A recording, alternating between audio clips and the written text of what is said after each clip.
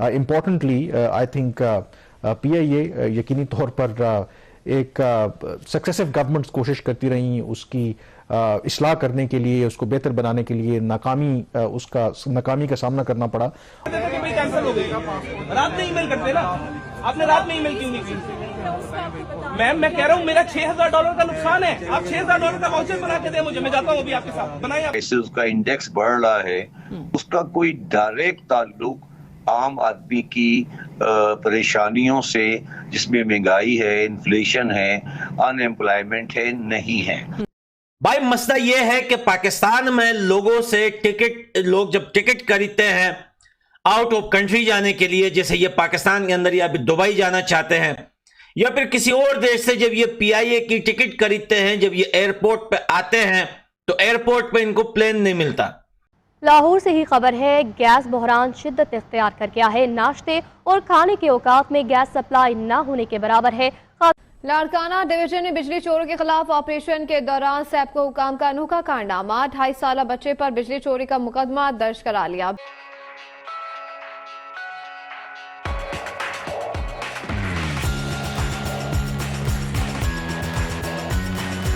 और फिर अब ये प्रोसेस जो एक्सपेडाइट किया जा रहा है, और इसमें जाहिर है कि सबसे बड़ा जो इस वक्त मसला है, प्राइवेटाइज करना तो एक अलग बात कि इसको कैसे प्राइवेटाइज किया जाए, और जो इसके लाइबिलिटीज़ हैं PIA के ऊपर, ख़ास करके जो कर्जे हैं कमर्शियल बैंकों से लिए हुए हैं, उसको किस तरीके से डील किया जाए। तो इस सिलसिले में गवर्नमेंट की कोशिशों के बावजूद सुना है कि अभी तक कोई ब्रेक थ्रू नहीं हुआ, और उसकी वजह क्या है? देखिए, केयर टेकर गवर्नमेंट जब इक़्तिदार में आई तो इनका और फिर SIFC जो एक जॉइंट फोरम है मिलिट्री का और सिविलियंस का, वहाँ पे ये फैसला हुआ कि जो इस वक्त पाकिस्तान की सबसे ज़्यादा नुकसान करने वाली कंपनी है या सरकारी इदारा है वो PIA है।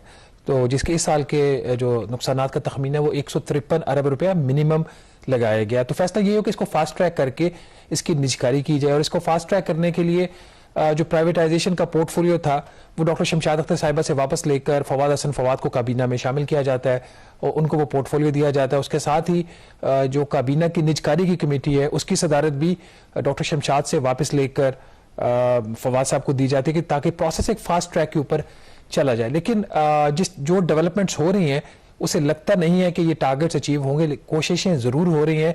इस वक्त जो अहम बात है वो ये है कि आपको पता है कि जो पिछले माह बल्कि अक्टूबर नवंबर में एक क्राइसिस की सूरत हाल बन गई थी। 700 से ज़्यादा जो फ्लाइट्स थी PIA की कैंसिल हो गई थी बिकॉज ऑफ फाइनेंशियल रीजंस। उनके पास पैसा नहीं था, फ्यूल नहीं खरीद सकते थे।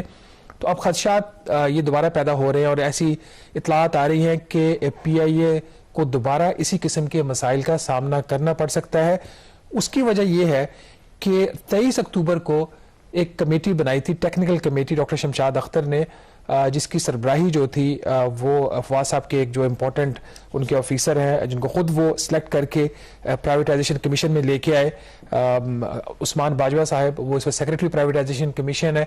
उनके बताया ये कमेटी बनाएगी। उसको 3 टारगेट्स दिए गए। नंबर 1, PIA का जो कर्जा है 260 अरब का डोमेस्टिक बैंक से जो लिया हुआ उसको रिस्ट्रक्चर किया जाए और विद इन 2 वीक्स किया जाए।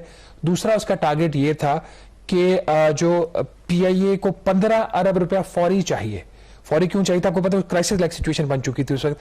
तो उनको कहा 2 दिन में 15 अरब रुपया आप अरेंज करें। कितने दिन में? 2 दिनों में। और ताकि PIA को ये पैसा मिल जाए और वो फ्लाइट्स का ऑपरेशन उसका बहाल हुए।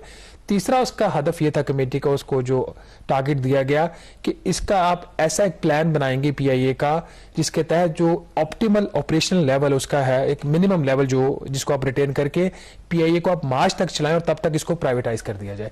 तो अनफॉर्चुनेटली कमेटी जो अपने तीनों जो अहदाफ हैं वो हासिल करने में अभी तक नाकाम रही है।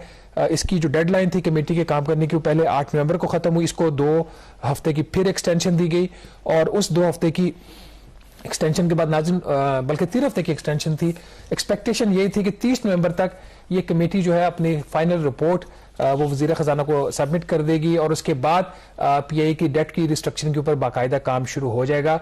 3 अभी तक तजावीज़ सामने आई हैं इस कमेटी की जानिब से। या कमेटी के जो 6 अहम मेंबरान हैं जो कि प्राइवेट और गवर्नमेंट कमर्शियल बैंक्स हैं, उनकी तरफ से जो 3 तजावीज़ दी गई हैं वो तीनों तजावीज़ जो है जो वज़ीर ख़जाना डॉक्टर शमशाद अख्तर साहब उन्होंने मुस्तरद कर दी हैं। वो तजावीज़ इसलिए दी गई थी कि PIA का जो 260 अरब का जो डेट है उसको कैसे उसको रिस्ट्रक्चर किया जाए, क्योंकि सितंबर इस साल PIA ये बात कह चुका है, PIA की मैनेजमेंट, कि हम ये कर्जा अदा नहीं कर सकते, हमें ये सख्त नहीं है। तो जो तजावीज़ ये थी कि जो 260 अरब रुपए का कर्जा है, नंबर 1 हुकूमत या तो इसके अगेंस्ट पाकिस्तान इन्वेस्टमेंट बॉन्ड्स दे दे 3 साल के लिए, उसका मकसद ये होता है कि ये जो कर्जा ये हुकूमत की लायबिलिटी बन जाए। दूसरी ऑप्शन ये थी कि आप 0 कूपन का एक बॉन्ड दे दें, डेट इंस्ट्रूमेंट, जहां पे उसको सूद और प्रिंसिपल जो अमाउंट है वो उसको एक खास मुद्दत के बाद बैंकों को पे होगी। और तीसरी ऑप्शन ये थी कि जिस तरह पावर सेक्टर में उसका जो सर्कुलर डेट है वो कंपनी में पार्क किया हुआ है हुकूमत ने, उसी तरह एक और कंपनी बनाकर उसके अंदर ये 260 अरब पार्क कर दिया जाए। ये तीनों तजावीज़ जो थी वो वज़ीर ख़जाना को देंगी और उन्होंने तीनों तजावीज़ को मुस्तरद कर दिया और कमेटी को मजीद 2 हफ्ते की एक्सटेंशन दे दी गई और 15 दिसंबर की डेडलाइन है कमेटी के पास ये तमाम काम करने की।